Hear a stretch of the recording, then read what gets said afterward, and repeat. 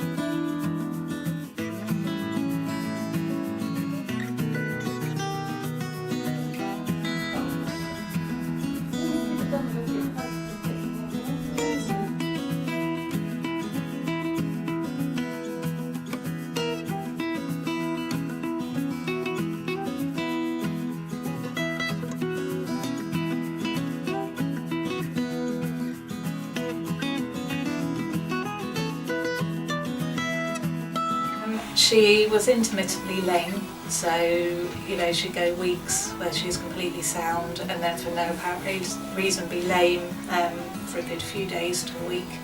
She wasn't jumping up onto her bed, onto the sofa, not playing with other dogs so much. She would just sort of be quite submissive. When I took her running, she didn't really want to run, she'd trot alongside, so really just generally not energetic and not wanting to involve herself in her usual activities as much. Okay. She'd started going lame, but we thought it was because she had torn her pads, so we just put it down to that. And then once that had healed, it carried on, so we didn't know if and it was always the same leg, so we didn't know if she'd done something to her muscle or anything, so that's why we signed her up. I would say that she just wasn't quite herself, because I know how well she responds to treatment normally, so I know when she needs a treatment, because she just sort of goes a bit within herself and a bit quiet. She stumbles a lot, she groans really loudly when she lays down, so when she sort of gets comfortable on an evening she'll lay down and do a really loud sort of groan. She sort of overly stretches, I suppose. What else does she do? She's just sort of stiff, and you can hear her sort of clicking as she walks when she gets up.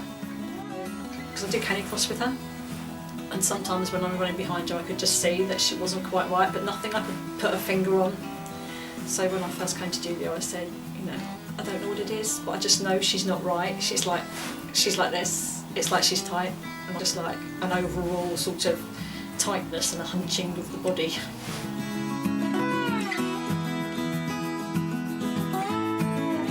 So she was very hesitant at first, and she kept getting up and walking away. Whenever in particular Julia would sort of move towards her hip area.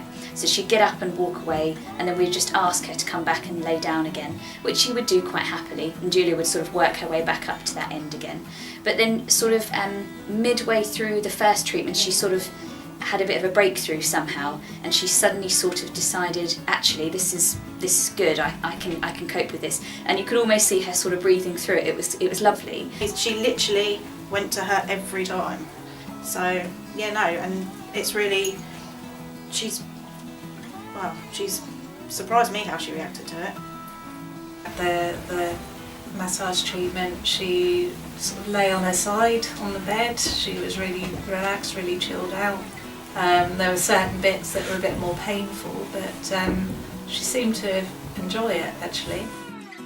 She had a few issues the first session. And she's not particularly nervous, but she has become more nervous as a symptom of the problems she was having. So she didn't really want Julia to touch her the first day, but then she sort of like let her.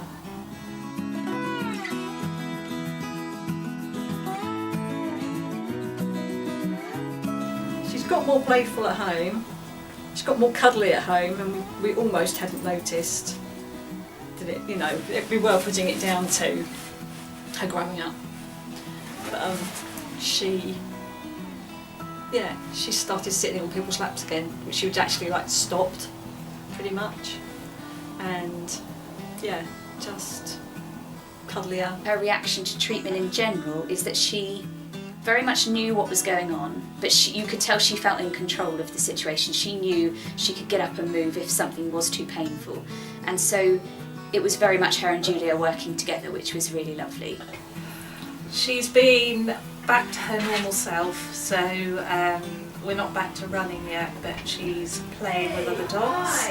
She's jumping up and down on the table, on the kitchen counter. It's been naughty, but she's a lot more fluid in her movements as well, and just generally a lot happier in herself, more energetic. And then after the second treatment, she was totally different. She was mad, running everywhere. I really had to really keep control of her, because if I let her go, she would just run really, really fast. She was bouncy. She didn't groan any longer when she laid down. She started playing with my other dog, which she's never done before. She just had a real zest for life again.